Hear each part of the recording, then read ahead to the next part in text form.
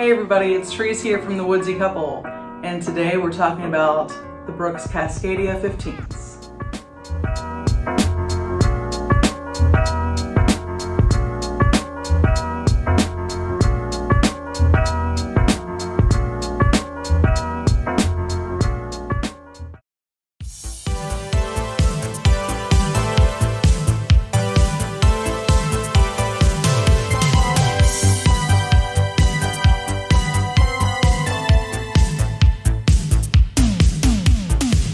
Have you ever bought something just because you're totally obsessed with the color? Well, lately that color for me has been burgundy, and I've been going kind of crazy buying everything burgundy, from the Cascadia 15s that I got to my new Osprey pack to my day pack, just to different shorts and shirts and stuff to go hiking in. So if you see anybody who's out there in complete burgundy, it's probably going to be me. But don't just walk up on anybody. Burgundy's a popular color. That could be weird. As I become more and more obsessed with camping and hiking, I was in the market for some Trailrunners, and that got me reminded of what I run in, and those are Brooks, so I decided to check them out. And here's what I had to think about it. So the Brooks Cascadia 15 is the newest in their line of Trailrunner shoes for women and men. This is the non-Gore-Tex version. There's a reason why I didn't choose Gore-Tex. Daisy, you're probably a good reason for it. I've owned Brooks in the past. I'm really super impressed with them, so I decided to go ahead and give the Trailrunners a go, and we'll talk more about that, and I'll let you know how that turned out for me. I also got to test out just how waterproof these are.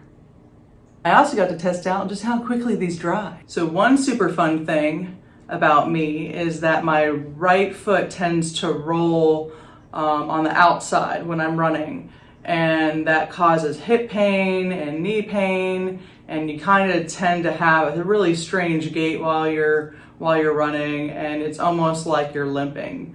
So in years past, when I went to running stores, I've been fitted for Brooks, and the reason why is because they kind of have an anti-roll built-in system where it just locks your foot in and doesn't allow your ankle or your foot to really move out of position, and you are straight going in. And I'm a heel striker too, so I really need that support, just because without being able to strike on my toe and center of my foot like you're really supposed to, it just causes even more hip and potential knee pain. So I really follow my grandmother's advice. Her sage advice was to always take care of your feet. And that's one reason why when I'm running, or even when I'm walking or hiking now, I'm really choosing the Brooks just to keep my foot in line, to keep my whole body in alignment. That way, you know, a mile, 2 miles in, I'm not completely exhausted and wondering why my hip hurts and my ankles hurt and my knees hurt, and I just want to stop for the day. So these are my Brooks Adrenaline 20s. These are what I run in. Fantastic shoe. Really incredible cushion. It's not the newest in the line. I think they're up to 21 now. But they do have the guide rail system, which is what most of the newer Brooks shoes have, and that's what keeps your foot just locked into position, like I said. It's really great. I used to run in Asics, and while I loved the shoe, they're comfortable, they just didn't prevent my foot from rolling, and that's really what I needed. So getting back to the Cascadia 15s and what I thought about them, like I said, they dry super quickly. So at over $100, these shoes aren't cheap, but they do really pack a punch as far as just everything that you could possibly need in a trail runner. The tread is fantastic here. You can see how deep those treads are. They also have a little thing for your shoelaces here that locks those into place. I guess they could be used for gaiters too, but it really helps just when you've got the shoe tied in just to hold those shoelaces in place, just to keep them out of the way. When we were hiking at Fort Alderman Park, Brian was wearing his hiking boots, which he actually likes. He broke those in, and those, tend to be in his favor. So we're going to try those out in the Smoky Mountains. But his shoelaces just kept untying the whole time. We've had to stop like maybe 5 times. I could tell he was getting a little annoyed. I didn't really care because I got to take a little break. So, and look around and at pretty nature, but, it's annoying to have to stop when you're on a hike. So the shoe also has a little attachment for the gaiters back here, the little Velcro attachment. So that makes it super convenient. I haven't bought a pair of gaiters myself. I tend to walk a lot of the times in Florida. The trails are asphalt. They're not even sand or rock or gravel, or just nature. So unfortunately, I tend to walk alongside asphalt trails in these a lot of the time. But the one time that we were at Weeden Island Preserve, which I'll show you those clips here momentarily,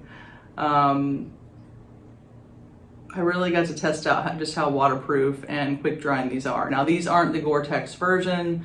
I chose not to opt in for the Gore-Tex version, and that's just because I've seen so many YouTube videos where people just said, it kind of gives you that swamp foot where, everything's just really sweaty and gross and just humid inside your shoe. And being from Florida, I know what that's like to be humid and sweaty and gross, and that's not what I want inside my shoe. So, I really got to test out just how quick drying these were, because I stepped in some mud. Yeah, it was fun. I saw a pretty bay and just kept walking, just not even concerned. Just walked right past Brian. Yep. And kerplunk. Good thing these are waterproof.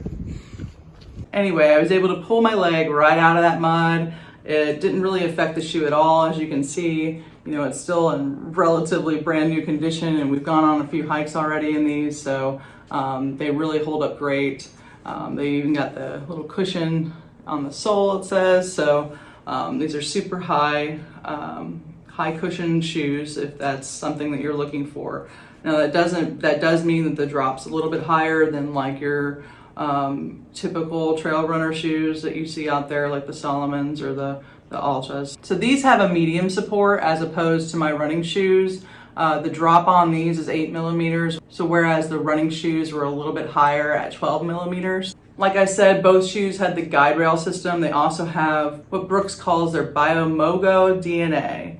And that's what molds to your foot. So the inside here not only locks your foot into place, it really molds it in. And with all of this cushion, with all of this built-in system, it's really recommended that you go up a complete size. So I'm normally a 9.5. These are a 10.5. So, I really did find that, ordering a size up didn't impact, didn't feel big or anything like that. It actually felt really comfortable. It allowed my toes to splay out, even though, I ordered the regular width. These aren't wide width, but they do carry some shoes in wide width. I don't think that they have trail runners in wide width. They probably do. They might be a little bit more expensive and harder to find, and definitely not in this burgundy color. So I give the Cascadia 15 5 stars. If you're looking for a trail runner, but you might experience hip pain or knee pain like I do, or you just get, super tired early on, walked 1.5 miles and I was completely exhausted in my hiking boots. But yet, we did 5 miles in my trail runners and it was completely fine. No hip pain at all. It did help that I took them to leave though, the day that we went on that hike. However, I do have to recommend that if you're experiencing, back pain or, you're just not as sprightful as you once were, I'm definitely fitting into that bracket here myself, with car accidents and just things that happen over time in your life. You know, you end up in certain situations where you might experience pain when others don't. So when you're really pushing yourself like I do, you really need that support. And so I truly recommend the Brooks line of shoes. When we're in the Smoky Mountains, I'm really hoping to be able to do about 10 miles, maybe longer in these. I think that we'll be fine, and I'll report back on that trip and just a follow up to let you know how well they performed on that longer hike. Then after Smoky Mountains, we're probably gonna go beach time. You know, it's summer here in Florida, and that just spells mosquitoes and sticky hot weather, and it's just not a good fun time in tents. So unless we can get somewhere up north, this is kind of a time where we stick around in the beach and do things indoors. Yeah, it's creeping up to the 90s here today, and it just gets really rainy. It's hurricane season, so it's just not really a good fun time to hike. So even with ways to keep cool, and I made a video about that, you know, it's still important to make sure that your feet stay dry, and I think that these Cascadia 15s really achieve that. Like I said, you know, I completely kerplunked into some wet mud, pulled it right out, dusted it off, and it was dry, and walked another 2 miles, and I was fine. Well, that's all I have to say about my sweaty feet. So more details and the links to the shoes are in the description below. I am not sponsored by Brooks. I wish. I've bought plenty of them, but no, we're not friends like that yet, but I would like us to be friends. So if you like this video and you think these shoes are for you, go ahead and give this video a like. Please subscribe, hit the little bell thing, you know, all the stuff that all of us YouTubers really tell you to do. Until next time, I hope you get more opportunity to get outdoors, and remember to keep it woodsy. Bye.